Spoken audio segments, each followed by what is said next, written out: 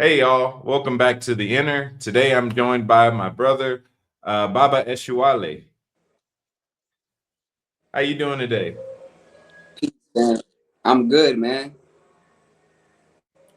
I'm Awesome. good. African It's sun, great to have you. getting the African sun. That's great. That's great. So if you could introduce yourself and tell the audience a little bit about you. All right, so I go by Baba Esuwale, um, Esuwale Adigun. Most people know me as King Brujo, you know. So essentially, I'm a priest of Ifa, initiate of the Orisha Esu and also Oshun. And outside of the work that I do as a priest, I do a lot of work when it comes to educating people on Yoruba tradition or Yoruba culture as a whole. Nice. That's powerful. So tell us a little bit about your journey. How did you get into Ifa? Is that something you started out with? Did you have deeply Afrocentric parents? Did you start off in one of the Abrahamic religions and then eventually become more cultural? How did that happen for you? Okay, so my background, my father's side is from Americus, Georgia, and Twin Cities. Okay, so that's where my deep South, Black American deep South. My mother's side is from Puerto Rico. They're from a little coastal city called Aguadilla. Hmm. And so through my mother's lineage, her grandmother was in the tradition. With in the diaspora, Ifa becomes known as Santaria. Santaria, some people say the word Lukumi. When you go into Brazil, it is Candomblé. And so my great grandmother and beyond, they were all Santeras, what we say in traditional Ifa, Orisha. My mother's mother was an espiritista. And so my mother's mother raised me very closely. I mean, she's really like I could just call her mom. My grandmother I could just call mom. She raised me very closely, hand reared. And so I was raised around in spiritism, but Hmm. my mother's father, his mother and beyond, they were all santeras and santeros. And so I was able to see aspects of the culture up close. My grandmother had sacred rooms with statues the size of humans. You know what I'm saying? And it was a lot of magical stuff that went on in that room. These are Hmm. the things I witnessed growing up as a child. And when I went through my teenage years, I got away from my roots. I ended up with a drug charge before I graduated and basically almost throwing my life away. And it was in time of going through that rehabilitation of being in the streets where I realized how important the things that my abuelita was knowing. I realized how important those things were to my life and how much I needed them. You know. Okay. So that's pretty cool. So you got pretty much up close and personal. You got to see all the behind the scenes. So just to keep it easy for the audience, because I know, especially in America, there's a negative connotation that people have around Ifa, Santeria. People are hearing red flags immediately because that's how people are conditioned. So, what are some of the misconceptions that people have about your culture that you're able to kind of address?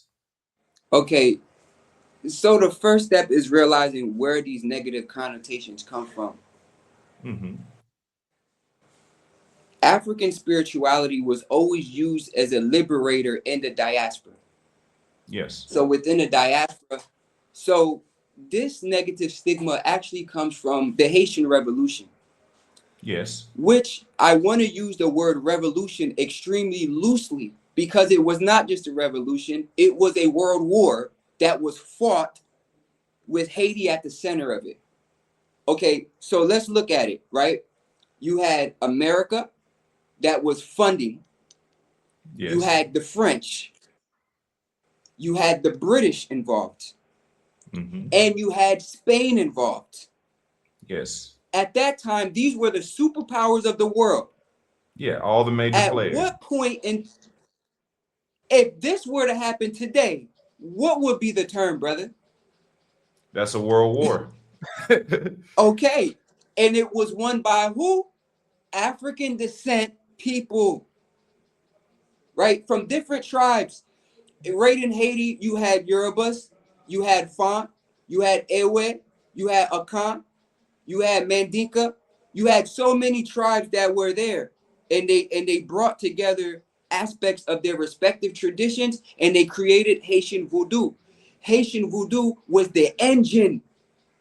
It was the Mhm. engine that drove that whole war that we won, and the sacrifice that was made to kick it off happened on Boy Cayman. Okay, and in that sacrifice, from that point, we galvanized each other together after the whispers of revolution swept through the island, and essentially we did the ritual. Ogu Farai came down and gave us the instructions, which Ogu Farai, you can trace him back to Ogun in Yoruba land, okay? Or Ogu in Benin, which I actually live 10 minutes from that border, Mhm. okay? And so Ogu gave us very clear instructions, and they were chop off the heads and burn down the tents. We came off that mountain like the colonizer never seen. Our faces were painted white, okay? And as we came into war with our machetes, they had cannons, they had rifles, we had machetes and ancestors. We came off that mountain and we would slice the heads, we would put them on stakes and sit them in front of the colonizers' tent grounds. There are stories that the French wrote about shooting Haitians, and they're getting shot and they still take one or two more lives before dying. This is Mhm. where the mythology of the zombie came from. So if you look Yeah. at the early zombie movies, they always take place on islands, Yes. because what the colonizer said was that we made a deal with the devil in order to defeat them. Remember, we defeated Yeah. the French. After we Mhm. ran the French out, the Spanish tried their hand. We Mhm. defeated the Spanish. The French came back. We defeated the French, and we defeated them with the French being led by who? Napoleon Bonaparte, Yeah. arguably the best war general of all time. We defeated them. And from that point, Mhm. they said we would never co-sign these Negroes beating a drum, chanting, anything of that nature. And there was a propaganda put in the media that Mhm. demonized all African spirituality. Because after the Haitian Revolution, you get the Jamaican Baptist War, where the Jamaicans use obia that comes from a Akan tradition, and heroes like Queen Nanny, the obia queen, and they overthrew the British. Yeah. Nanny of the After the Maroons. Haitian, Nat Turner was inspired by the Haitian Revolution. His mother was said to be a devotee of Maman Brigitte, Mhm. okay? And it was said that he was a patron of the Gede, which includes Baron Samedi, Gede Limbo, Baron Criminal. And so all of these things came together to make the colonizers at that time demonize it. Even the Mhm. black church used African spirituality, and the church was just a home and a shield for us to politically strategize. Mhm. And this is why the culture was essentially demonized all over the world. It was a campaign of propaganda that was Yeah. set off by the Haitian World War that was won by Africans. That's it. Yes. Beautifully put. Mm-hmm. Man. So I even heard that the term voodoo that we're used to hearing now is a French word that just spoke to anything supernatural that they saw the people that they were colonizing perform while they were attacking them. Whether it was healing, whether it was anything supernatural that they couldn't do, they said it's witchcraft, it's voodoo. Stay away from Yeah, it.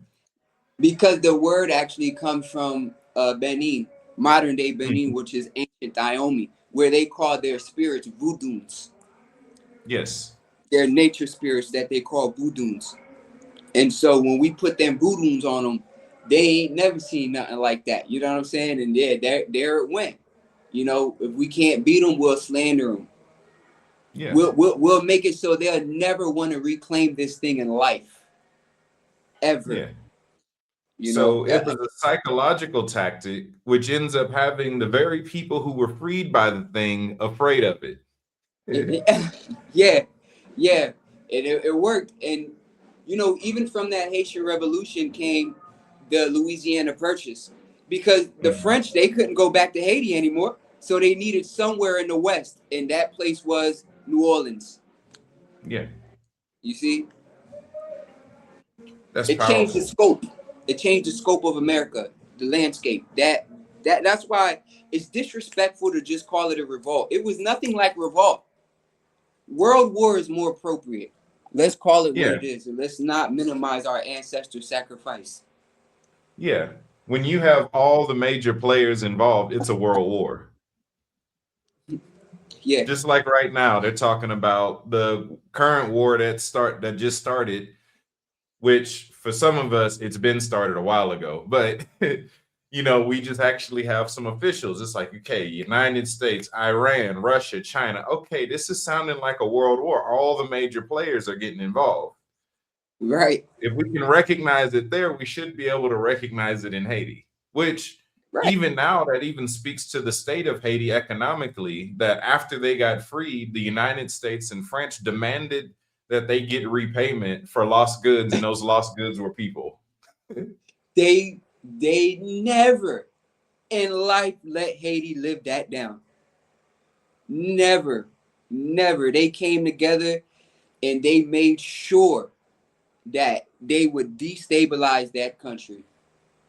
You Yeah. know, And even to speak to the zombie thing that you mentioned earlier, I've heard some people say that they even took the name zombie from the African deity Nzambi. yes. So you get in Zambie, which you find in Congo. Yes. You know, and what they would say is that we were the undead, which living here, I have seen those type of medicines that Mm, basically they make you where as long as you try to avoid a weapon, the weapon won't hurt you in a way. You mhm, know, we even get incisions put on our bodies, some of us, where there's things put into us where it does make us where it's very difficult to kill with iron. mhm. With iron, I even have friends um, in Atlanta who went through certain processes and had guns put on them point blank range in a jam. Yeah.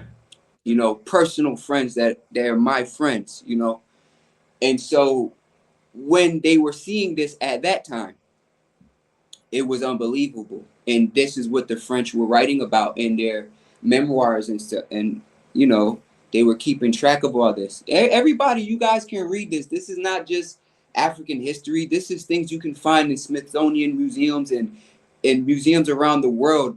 Like white people said, it also it's voodoo. It's not just us saying we used our voodoo.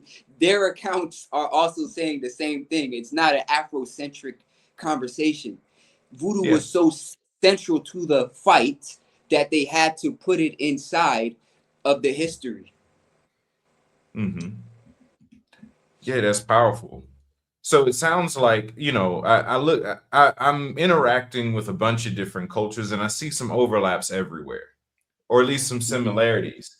I know in the Shaolin and the Chinese tradition, they have what's called the iron body technique, where by focusing their life energy on their skin, they can defend themselves from weapons, this sounds very similar. That by, I'm assuming, invoking Ogun, Lord of Iron, protects you against weapons made of that same iron. Yeah, there's actually a few that you can utilize, but Ogun is one of them that people will often use. But there's actually a few, you know what I'm saying? And there's even certain medicines that you can take that will help this process as well, you know. So, talk Yeah. to me a little bit about Ifa as a practice. You, as a practitioner, what does it actually look like on a regular basis? Because in the West, because of the propaganda, we hear all types of stuff. Especially with it being a private culture, we usually don't get to hear y'all culture from y'all. Right. So we usually hear, oh, y'all drink blood, y'all do human sacrifice, and this and that. Yeah. Please tell us, what does the actual practice look like as a practitioner? I would say the only human sacrifice in Ifa is your Mhm. old ego. Yes. There's a sacrifice right there. The old you, it will die, right? Um, the privacy aspect in the states comes from the need to hide the tradition from colonizers so we wouldn't get brutalized. Hmm. This is where you get Santaria, where we would hide it under saints, and everything became very secretive. In Africa, is practiced in the open. Anything that you're not supposed to see happens in a bush late at night where nobody can stumble upon it, or tucked away in privacy where nobody could even get in the room, right? But in general, you can see random parades and egungun masquerades are walking down the street. In initiations, when we're going through certain aspects, we're holding up traffic in Lagos or wherever we're at, and we're doing ritual right there. You know what I'm saying? It's very much in the open. Ifa is a lifestyle, so for me as a devotee, not just as a priest, as a devotee, because this applies to people who are even not priests, who are devotees, who may have received hand of Ifa, who may have Eshu, who may have certain or Ile Ori or Egbe, these different icons. Ifa is a lifestyle, you know, and so our life is based around what is shown from Orumila, who is the witness of destiny. And Hmm. that destiny is what we picked before we incarnated on earth. And Orumila is who helps us remember, because when we're born, we forget. And so essentially, that is what dictates how our life moves day to day. If Ifa tells you that this is your career path of maybe being a technician, then that will be your job, right? If Ifa tells you you need to be feeding Eshu every 8 days, you will be doing that, and you will be getting insight from Eshu, right? Um, Hmm. that insight will carry through the next 4 days to 7 days, because you're throwing divination to Eshu with Obi, cola nuts, or in the diaspora, coconuts, right? And Yeah. so our life is essentially built around what is shown in our individual destinies, and that coincides with the people in our home, Hmm. because we are all children of Ifa together, and we are all learning, and we are all growing through life, and we don't know anything. That's the greatest trick. You don't know anything, okay? So blanket slate yourself. Hmm. Listen to divinity, and your life will be fine. It will be Hmm. great. Know what you know, but you don't know everything, and truly you don't know anything when the grand scheme of life is. And so because me as a priest, I carry myself like I don't even know anything. I let the divinity tell me my life is good that way. You see, Hmm. simplizing things. That's powerful. See, we're very similar in that regard, because that's the same thing I tell all my students. Is like, okay, you might have learned a bunch You might know and be good at a lot of things, but when it comes time to learn, pretend you don't know anything. Soak it up fresh, let it be fresh. When you're Yeah, interacting with the divine, let it be whatever it is that they give you, that becomes truth to you from that point forward. yeah. And in Nigeria, that's how I interact with elders. Hmm. I act like I know nothing at all. I would even let the elders teach me something I already know so that I can squeeze something else out of them. Because they Hmm. might do something in that process that's a nuance that I didn't Hmm. know about. So even though I throw this OB 1,000 times, teach me again because I don't know how to do this. I don't know how to do this, elder, right? And as they go through their process, I'm watching and I'm picking things up and I'm asking questions. Now I just enhanced something that I thought I already knew, but now it enhanced. You know what I'm saying? So I act like I don't know nothing to the point that when they try to test me, because the elders will test you. They'll pull out the divination chain Opwelli and they'll sit it down and say, "Show me this Odu on it." Boom, boom, boom, boom, boom. They'll be shocked, like, "Oh, Esuwale, you know it." And then they'll laugh and they'll say, "Ha, Esuwale plays like he doesn't know, but he knows Ifa very well." So Yeah, me, I just play it like I don't know because I'm trying to learn more, you know? that's powerful. And that's a key in itself. Learning how to be teachable and remain teachable, even as a teacher. Like, yeah, it's true. Because, yeah, when you get around certain people, you shouldn't know because then they won't teach you. They'll say, "Oh, he already knows that," and then they literally. Yeah. I've learned things by being that way that people in a diaspora wouldn't even come across it, and it Hmm. literally amplifies everything you do. So it's like you have to play like you have to go in front of elders like you just don't know and let them teach you. They love that. They love teaching somebody that don't know anything, boy. They will just pour into you all day because you're giving them purpose, you know. Yeah. So I want to transition into talking about the Orisha. So I'll have you, if you would, define what the Orisha are, who they are, and I guess you could say their connection to us. Okay, so Orishas began as what we call Irumole. Irumole are celestial beings Mhm. um, that are in charge of major functions. I mean, planetary rotation, gravity, right? These things that literally make the world in the galaxy that we live in what it is. It's Irumulas that carried it out. The Irumulas that were sent to Earth were sent to build the Earth. Those Irumulas are what later become Orisha. Um, these Irumulas are more familiar with people. Ogun, Eshu, Obatala, Oshun, Oya, Iyemoja. These Irumulas are the ones that we're more familiar with here. Mhm. In their existence on the earthly plane, they manifested themselves through human beings. They've manifested themselves through elements, and they became beings that were worshipped and venerated, celebrated, and in time they become Orisha. Orishas are here to essentially guide your journey of destiny, guide your life path. Everybody is born with a patron Orisha that governs their head and guides them through life. And essentially, um, that Orisha is looked at as your guardian, you know.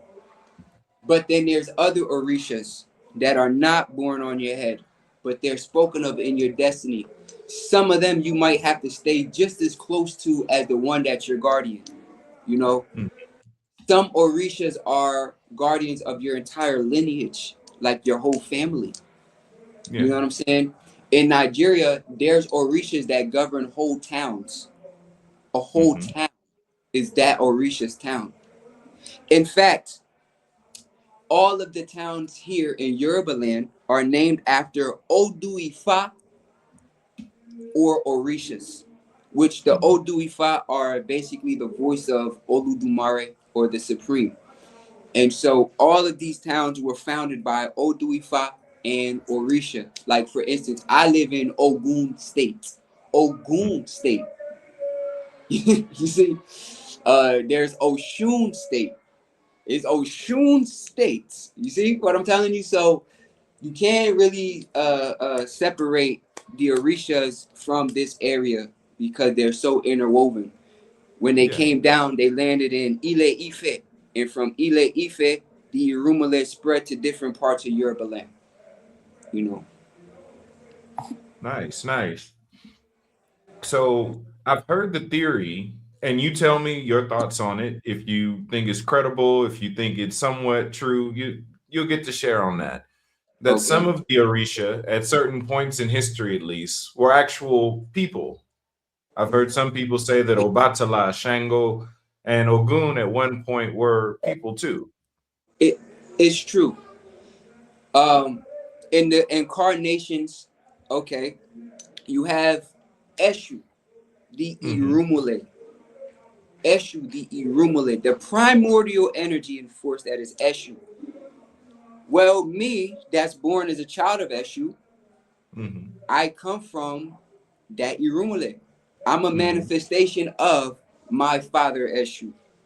Mm-hmm. So there's people that were born and did great things in life for their societies. Those people after death became deified as Orisha. And this is where you get the second aspect of Orisha, where you have Eshu Laroye, Mm-hmm. you have Eshu Odara. That Laroye, that Odara, Mm-hmm. that is now pointing to ancestors or demigods that lived Mm-hmm. at that time. You see what I'm Mm-hmm. saying? Because some of them could be looked at as demigods that lived at that time as well, that did supernatural things. And this is why you get these roads of Orisha. You know, Eshu Ilegbara, right? That Eshu part is the Irumule, but that Ilegbara is a being that is of Eshu, that is still Mm-hmm. Eshu, but an aspect of Eshu that is here to do a specific thing, or that was venerated in a certain way. You know, Mm-hmm. Oshun Shengesi, right? Obatala Ogian, Obatala Olufon. So this is where you get that aspect of it for sure. You know. Nice, nice.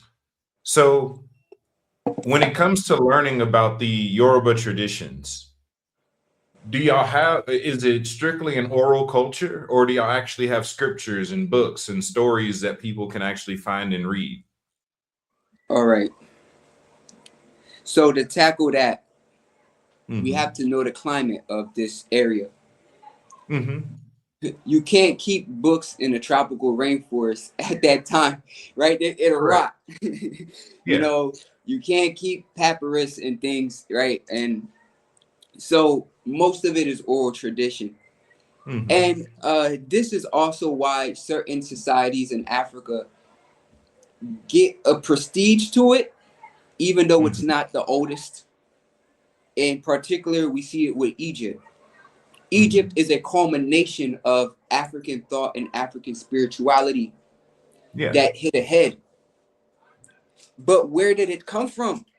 You have to travel down the Nile into the Yeah. Congo, Yeah. and you find yourself in Congo Basin. That Congo Basin was influenced by who? Niger Congo peoples, Mm-hmm. right? The center of what we call Niger Congo is right around Cameroon and modern day Nigeria. Mm-hmm. Those people as a language, are 10,000 years old. As a language. Imagine what they were before a formal language, where they were still there, they still had societies, but it wasn't documented as a particular language, right? Yeah. So now we find that some of the oldest forms of where we see people are semi-civilized in this Niger Congo, we find in Gabon, where Mm-hmm. we find tools that are over 800,000 years old. These Mm-hmm. same people in Gabon are the same people um genetically who we find that we call Niger Congo, which include Yorubas, which include Fon, which include Mandinkas, you see, which Mm-hmm. include Bantus, you see, and this was already in existence, and it Mm-hmm. traveled up the Congo basin right into Egypt, where they could keep very good records. Yeah. Very good records because it's a desert. So it's preserved. Where Yeah. ours in West Africa, it was not preserved, although it's older, much Mm-hmm. older. And so when you ask the elders here, how old is Ifa? They will tell you Ifa's been here since we've been here. Mm-hmm. We can't tell you when Ifa started. There's no EST date. You know what I'm saying? Like, it's when we were here, Ifa was here. And this is Mm-hmm. why you see similarities in ancestral veneration across West Africa. Yeah. When you go to Fan, it will look like Ifa in Voodoo. When you go to Igbo land and you look at Odinani, it would look similar to Ifa, right? Like, as you travel West Africa, you're going to see these parallels. Why? Mm-hmm. Because they were coming from the same source of the same peoples that spread it all around there. And so it is a very, very old tradition. It's much older than Hinduism, much older than Buddhism, much older than Kemet. But because of the lack of record keeping, Mm-hmm. it will not get the credit of that because Mm-hmm. it was not formalized as a religion at that Yeah. time. You see? And that's something fair that a lot of people miss over when we start talking about ancient civilizations. Even Right. as a historian myself, there's a certain point of old that I refuse to argue about. I'm like, once y'all get into the several thousands and the millions, I leave that alone. Y'all old to me. All of y'all Right. great, right? Because Yeah, I at that mean, point, everybody's an ancestor. But a yeah, major you point know, that you brought up is you have, and I see a lot of scholars get disingenuous with it, where mhm, you have to take into account the type of people that you're dealing with and the region that they're in and the culture that they have. right. Right? I hear this a lot when dealing with the Abrahamic religions where they're like, oh, where's the proof? Where's this? Where's that? I'm like, oh, you forgot. You're dealing with a nomadic people who have an oral tradition and writing is taboo to them for the first 6,000 years of their story. Right. You're not going to find writings from a certain period, and you're likely not to find their bodies because they're walking around the desert. They didn't establish civilizations. They were And, in and, everybody thi- else's business. and this is why So in Yoruba land we don't argue origin because they will yeah, say who was there, you know, yeah, who was there, right? The elders yeah, don't even get into that. They don't even get into debating that part right there. yeah. They don't. But I do agree it does deserve its respect for being one of the oldest, if not the old. Like it's up there. It's a very old. I have a good four that I look at, and I'm like, okay, it's out of y'all four who's the oldest, but I don't know. And then we start to get into even more ancient civilizations. We start talking about Atlantis and Lemuria, and then it's like, all right, never mind, ain't nobody old. That's what I'm saying. Everybody's a little fish to somebody else. It gets to that point, right? And then it's just like, well, listen, as a descendant of Yorubas, I'm gonna rock with what my ancestors told me. You can rock with Oh what your yeah, ancestors told you, and hey, we're good, bro. Like, I'm not gonna yeah. debate that God made it in 7 days, Oh but yeah, in my ecology, in my cosmology, Obatala did it out of the dirt. That's yeah, consistent with the science that I know, and there's yeah. that. And that's actually where I wanted to go next, was talking about what the creation story is in Ifa. As far as human beings, or as far as uh the planetary, like the cosmos. Let's do both.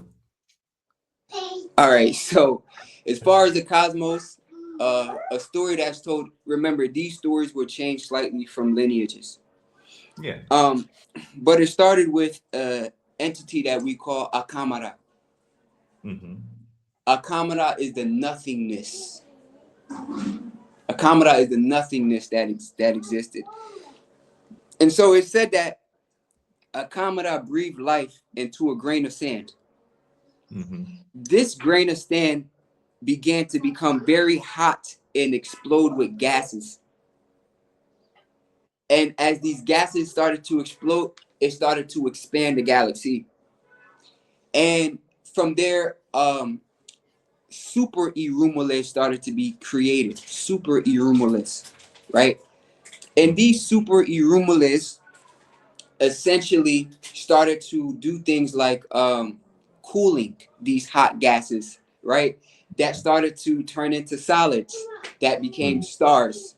And then some of them became planets, right? And then other super Irumales helped to create the rotation. You know what I'm saying? And it kept going until we get the galaxy that is ruled by who we call Oludumare, because Mm-hmm. at that time Oludumare was a speck of light that existed alongside Akamara. And you know, we can infer if that speck of light was the sun or the beginning of the sun or the light of life, right? We weren't there. That's left up to theology. But Mm-hmm. essentially, this is now what created the world that we live in today. This story is more elegantly told by a great elder within our tradition, Popola Solagbade. Um, but essentially, this is a part of the creation story, you know. Nice. And then for the human aspect, the creation of mankind. So it said that Obatala, who is the great molder of the great sculptor, right? The grand elder of Orisha. It is said that Obatala was sent to mold mankind. And what he used, you know, he needed something to use to mold them. So it was Eshu. It was Eshu who went to outer space and brought back that first grain of sand that Akamara breathed into. He brought it to Obatala, and from that grain of sand, Obatala started to mold the human bodies. Now, it said that when Obatala first molded these bodies, um, all of the bodies were perfect looking, right? They were perfect looking. Obatala made sacrifice before he molded humans so that he could not make any mistakes. Mm-hmm. Well, as he's molding people and he's molded them to perfection, he gets thirsty. You know, they say Eshu's a trickster. Mm-hmm. Well, Eshu brings him what Obatala thought was water, but it was palm wine. Mm-hmm. Obatala drinks it fast, thirsty, and then he gets inebriated. So now as Obatala is making the bodies, they start to become slightly different. Okay, this person is not asymmetrical, right? This person's Mm-hmm. skin tone is lighter or darker than this person, right? Then some people it was just all together like, you know, missing digits, right? Missing Yeah. arm, whatever it is. And he started to make everybody perfectly imperfect. And this is the Mm-hmm. reason why we can identify each other today as an individual. Mm-hmm. There was another aspect of it. Those early people were said to be stiff Mm-hmm. and they didn't have much mobility. And so Obatala he wanted them to be able to move. Eshu did not, because Eshu is stiff. He's always erect. He's always at attention. He's ready. And so Mm-hmm. Eshu and Obatala, they're going back and forth with it. Finally, one of the beings is like we want to move, you know. And Eshu is like, oh, you're speaking amongst the divine, and who are you to tell us what you want to be? So what Eshu does is he takes his staff and he starts breaking all the bodies. He just thought, oh, you Mm-hmm. want to move? We're gonna make it move. He goes down the line. he starts breaking down the bodies. Obatala doesn't know what to do because once Eshu is ready, nobody can control Eshu, right? So Obatala goes to Oludumare and is like, hey, Eshu is down there breaking all of my creations. I don't know what to do. So Mhm. Oludumare says, did I not make you to create? And Obatala is like, yeah. So Oludumare says, go down there, take those imperfections and make them perfect. And so Mhm. Obatala goes down, he starts touching the people and creates joints out of the broken bones. And now we can move. You see what I'm saying? And Mhm. it's interesting because when you look at the composition of the human body, it's made out of the same elements as the Earth's crust and is what? Stardust, right? Like Yes. we have components from stardust and we have components to the Earth's crust. So me, as a descendant of Yorubas, Obatala molded our bodies. That's it. I'm not, I'm Yeah. not arguing with it. I That's what like I that. believe. That's it. All right. I like that. No, that's real good. That's real good. So going back into talking about the practice a little bit, right? Okay. So what are some of the rules, right? Let's say a bunch of people watch this and they want to get started in Ifa. What are the rules? Can anybody just jump in? How does this work? You should always find somebody who can walk you through the door. This is ancestral, first of all, and it's not that Ifa is close to race, but you have to realize there is an ancestral aspect to it, right? Mm-hmm. And this is also oral tradition that's passed down, so Mm-hmm. you cannot come in and wing it. Mm-hmm. If we just give Ifa to say 10,000 years as a system, right? Mm-hmm. um if you didn't get the knowledge from elders, you just missed out on 10,000 years of wisdom. You're trying to reinvent wheels and iPhones. Like, no, we already have an iPhone. You don't have to create it from scratch. You're going to run in the elders already made all of the mistakes so that you don't have to, Mm-hmm. right? And so the first step is you should find somebody who you trust or who's knowledgeable to walk you through, because this is your life and your destiny that you're dealing with, and you don't Mm-hmm. put that in anybody's hands. And this is also divinities that you're going to. You don't just go to them any type of way. You know what I'm saying? And this is why even at the time of the height of Yoruba civilizations, there were still priests. Mm-hmm. There were still priests. This was born in the Odu Ifa Ogbiate. In Ogbiate, everybody was just going to Ifa on their own. Everybody was just going to the Orishas as they felt. And the issue was the people, pound for pound, they were not able to fully interpret what Ifa was saying, right? And so they're going around, they're getting divinations, they're interpreted however they feel fit, right? They don't have any training, they're haphazardly feeding Orishas, and the world drifted into chaos. Mm-hmm.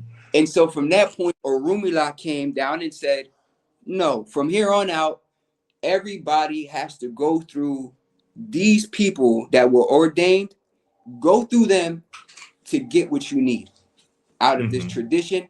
And if you truly want to operate in a certain way within the tradition with autonomy, then you yourself will go through the training and the protocols to get it. It's not going to be given to you, because that's Mm-hmm. not what this is. You see? And this was born in Ogbiate, as well as other priesthoods were born in this Oduifa. Pastors, imams, rabbis. You see what I'm saying? And so this is why we have people who intercede on the behalf of God or the divine. So Nice. you want to come into Ifa, go through the protocol. You wouldn't just tomorrow say you're going to be a doctor and start operating people. You wouldn't Yeah. tomorrow say I'm going to be a mechanic and try to fix your car. You just wouldn't do it. And this is no different. This takes a long time. I studied for 10 years before I initiated. Mm-hmm. By the time I initiated, all I needed to do was know the the practical functions of the tool that I'm using, because I already understood the theology behind it. I already understood the science and things like that. All I needed to do was the elders to give me the ashe and show me direct step by step how to do it. So Yeah. think about that. I studied for 10 years before that I even initiated. You see, so this is something where you want to come in, do it the right way, because there are steps, you know? Yeah. So in an internet culture like today, there's a lot of scammers, there's a lot of people misrepresenting.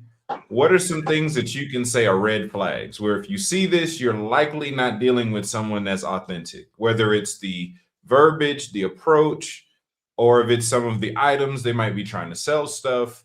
What are some things that you can say, hey, if you see this, be careful? Yeah. The first thing is authentic priests don't solicit. Mm-hmm. Even if somebody message you just like, hey, what's up? The part where it gets scammy is soliciting. Mm-hmm. We don't solicit. If you want this thing, you're gonna ask me. Mm-hmm. Plain and simple. You're gonna ask me. I don't have to solicit, right? Um, the other thing is this community, it's big, but it's small. Mm-hmm. Even here in Yoruba land, anybody who initiates will be recognized by certain people in the town, lineage through lineage. So if I want to verify somebody, I can call that town and I can verify you. You Mm-hmm. see, like the place where I initiated, you can contact a rabbi who is basically like the king of that area, and he will say, yeah, Esuwale initiated it. You see Mm-hmm. what I'm saying? So within Ifa, yes, you can verify people. If you're not sure of it, ask that person to bring you 5 to 10 people that witnessed their initiation. Mm-hmm. Ask that person to bring you 5 to 10 people that witnessed their initiation. Because if they truly initiated, there's a lot of people that witnessed it. A lot. Mm-hmm. Like in my initiation, it might have been like 20 priests throughout that, you know? So if they can't show you pictures of them going through this process, they need to show Mm-hmm. you 5 to 10 people that witnessed it and have them say it out their mouth. You see what I'm saying? Don't just go by, yeah, this person here, they were there. Nah, caught him. Caught him. Mm-hmm. You know what I'm saying? So that's another way of verifying people, you know, Nice. because all of this is lineage based. You know, another thing is when you don't see them, when you don't see other priests interacting with them at all, it's like, whoa, what? Because like I said, this community is small, it's big, but it's small. We kind of know each other. Or like if we don't know each other in the internet space, we know of each other for sure. For Mm-hmm. sure. For sure. You know, we can pinpoint the people who are authentically doing their thing in the culture. So Yeah. it's like you're not seen with you're no priests interact with you. Mm-hmm. Uh you can't show me anybody that witnessed you initiating and you're soliciting. Scam. Yeah. You know, because what you have to remember is the currency disparity, and you know this very well living in East Africa. A Mm-hmm. USD goes a long way here. So what you get is you'll get like in Nigeria, you'll get Muslims that have nothing to do with E5, but to make fake pages and steal pictures from other people's pages, and they'll scam people because they're just trying to get some USD. So if you sent them $100, oh, that went a long way, Oh yeah, very that's a long. thousand. Yeah, you know, if you get then you get teenagers or young people who, yeah, they might have grew up around E5, but they never initiated. So they might have picked up a little process here and a little process there, right? Mm-hmm. And so they'll come to you because they speak Yoruba, and you will think they know everything, but they really don't know anything. Yoruba Mm-hmm. is just a language. Yoruba is not the religion of Ifa. You Yeah. get what I'm saying? Like we speak Yoruba within it, but there's millions of people in Nigeria who speak Yoruba. They can't tell you one way how to start to feed Eshu. They can't tell you Mm-hmm. one offering that Oshun really would take, right? So Mhm. that doesn't quantify authenticity, and people fall for that in the diaspora. They think just because somebody speaks another language that automatically stamps that person. It does not. Mhm. It's the easiest way to scam you, because I can Powerful. speak the language, so I can say anything. You don't know Mm. the language, I could be saying rubbish. You don't speak Mhm. Yoruba, I could be saying habalululaye, and you don't know what the hell I'm saying, but Mhm. it sound fly though. But it Yeah. sound fly when I'm in front of a makeshift altar, right? And you don't know what I'm talking about. You Yeah. feel me? That So reminds me don't of get some of the scammed off of language. Yeah, that reminds me of some of the scams that we see in the States sometimes. It doesn't happen as often as it used to, but they would have sign language translators, and sometimes they don't know sign language and they just up there doing stuff. And if you don't know it, you don't know that they just making it up while they go. That's what I'm saying. You get finessed, and we have to let go of a stigma of thinking that people from the U.S. ain't cold with it when it comes to Ifa. No, you got a lot of Babalawus born and bred in the United States, and they're cold with it. Like they do very good work. You got a lot of Babalawus born in Jamaica, born in Bahamas, born in Yeah. Trinidad, and they're very good priests. You Hmm. know what I'm saying? So it have to be deeper than that. If a language can get you, then you deserve to get got, man. Just give them your money, bro. That's That's it. beautiful. It's just like dating. Yeah, because if we applied it to dating, people would understand. Hmm. If a big butt and a smile is enough to get you to fall in love and give her your money, then she should take it. Yeah, she Hmm. should take all your money, because you're not gonna sit there and do your due diligence. Okay, Hmm. we'll get scammed then. Let her finesse you. If you're gonna be that easy, why blame the others? Why blame the scammer? Never gonna do it. You know what I'm saying? Because there's enough real people. There's enough real people that are on the internet, but because they're American born or because they're Yeah. Caribbean born outside of Cuba, you won't give them Yeah. the chance. And so, I don't agree with that, because people even do it to me. Nigerians come to my page and learn. If you go through my comments, brother, do you not see Yeah. Nigerians in the comments? A We have lot. everybody there. But So if yeah, you you look at have my analytics, yeah. and it's like, even still, there will be people that do that to me and then want to come to me later to clean it up because they got scammed by somebody who speaks Yoruba. I'm your brother. I'm your Black American diasporan brother. I'm there. So is you can't be like that with your own, brother. You cannot be like that with your own. You know what I'm saying? No. So another thing I want to talk about is initiation. What does initiation really look like? It depends on the divinity you're initiating. If you're initiating Ifa, which is to make Itefa, to initiate Ifa is essentially coming into covenants with various deities. Hmm. You learn your real life destiny, many things that come with that. To initiate Orisha is a spiritual surgery, you know, Hmm. because initiating Orisha is where it goes from the Orisha being on your head to the Orisha being placed into your body. Hmm. And so that is a whole nother type of process, and it's very intense. Hmm. It's very intense, to initiate Orisha. When I initiate Orisha, my initiation was about 14 days. Hmm. And in that time, I was possessed by Orisha many times. Hmm. Many times was I possessed by, only one of them that I posted, but there was various other times. And Hmm. some of those times are in rooms that nobody's allowed in, only elders. Hmm. So it's very intense, because the Orisha, it's more than covenant at that point. Hmm. You're sharing your vessel. You're sharing Yeah. your vessel. You see? And that's why it's also important to go through the right people, because you don't want to get botched. Mm-hmm. Like you don't it's like getting a BBL botched. Like you don't want to botch BBL. You don't want a botched initiation into Orisha, Yeah. because that is not good. You know what I'm saying? Not good. Because any surgery has risk, Yeah. right? Any surgery has risk, and you're dealing with spirits. And even when you have good doctors, things happen, right?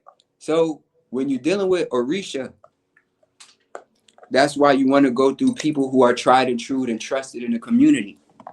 Don't be the Yeah. one like, I want to go to this person I met on the side. Somebody better know them, because this Yeah. is a closed community. And Mm-hmm. people don't like to use the word cult, but I'm not afraid of that word, because it became negative in the West. Ifa has a secret society aspect to it. Every Mm-hmm. Orisha that you initiate is its own society of mysteries. Is its own society of mysteries. And it's not, that circuit is not so big. It's truly not, you know. So I guess if on this aspect of it, what is the process of understanding what Orisha a person is meant to be connected with? Like you mentioned, the one that has the head, I guess. Is that because I'm assuming there's a few ways to go about it? I just want to pick your brain on it because I've heard some people mention dreams being an aspect of it.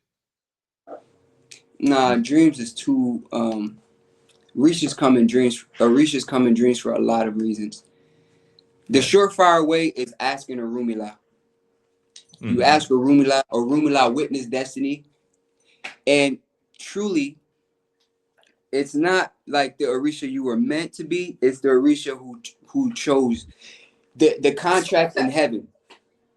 Yeah. Before, when you looked over your destiny and said, "I'm going to do these things," that Orisha chose to accompany you, and you kneeled before it and accepted it.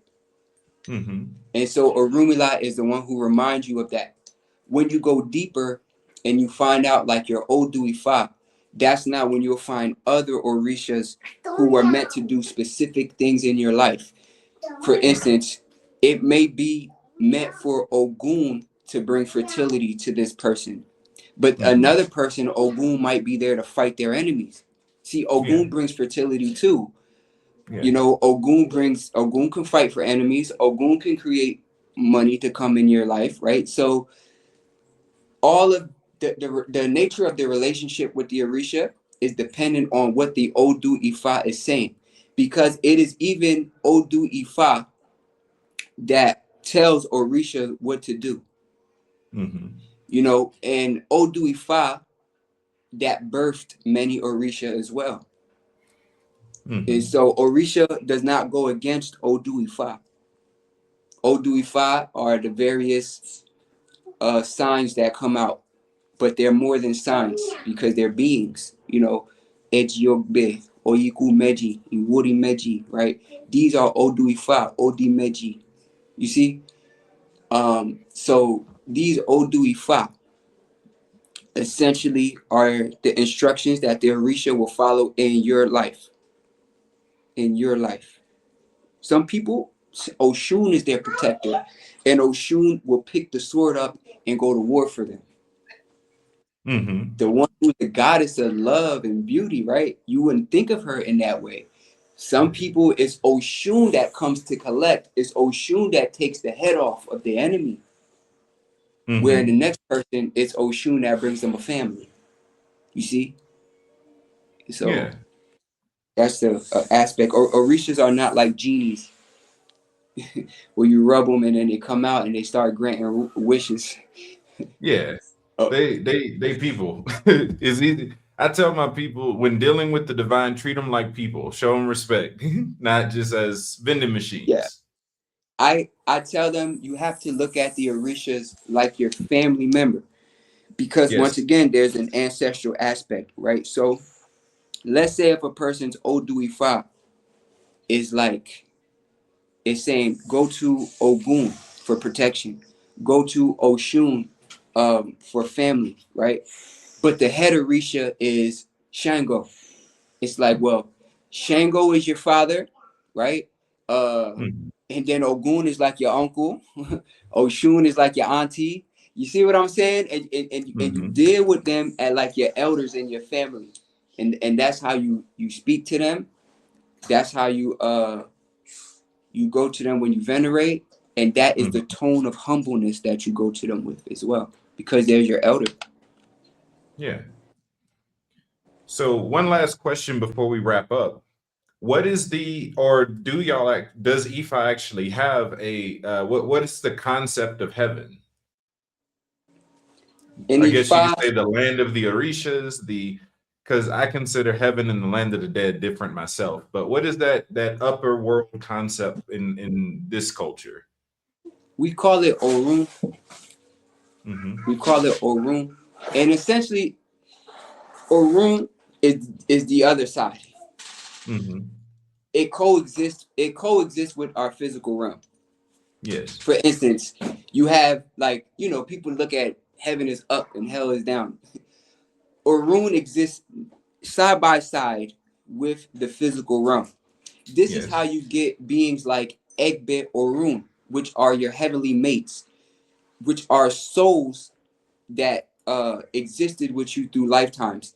Some when you go to the other side, Orun, these heavenly mates, that is your crew, that's your tribe, that is who you hang out with. You know what I'm saying? You hang out with your Egbe Orun. You vibrate together and you shoot around like orbs or something, right? But you're in Orun. Ancestors Egungun or your Eguns, they live in Orun. But sometimes you can have supernatural things happen, Mm-hmm. right? Because Orun is coexisting side by side with our physical reality. Mm-hmm. It's just the flip side of it. This is how people can do things like astral project, or it starts to get deeper. How could you? You would need to go all the way to heaven, right? To no, Orun is here. It's just Yeah. existing next to the physical, and it's its own realm, Yes. you know, like jumping portals. That's amazing. Yeah, So, brother, this was a nice time getting to talk to you, getting to hear you share. This was fantastic. I Where appreciate can it. people connect with you? Where can people find you? Okay, so you can find me on YouTube at King Brujo or Esuwale Adigun. If you type in Esuwale or Baba Esuwale King Brujo, my channel will come up. The People's Babalawu. Also, I'm on Facebook. Jaquan Esuwale, King Brujo. Instagram the same, King Brujo. So these are the places you can mostly find me, y'all. A lot of people may have come across my content before, especially if they're on Facebook Mm-hmm. or like snippets of it, but those are places where I consistently will teach, Mm-hmm. you know. Awesome. Well, brother, it was amazing having you on. Look forward to working with you again in the future. Yeah, for sure, man. For sure, brother. It was a pleasure. Awesome. Well, y'all, that concludes this episode of The Inner. Until next time, y'all be blessed.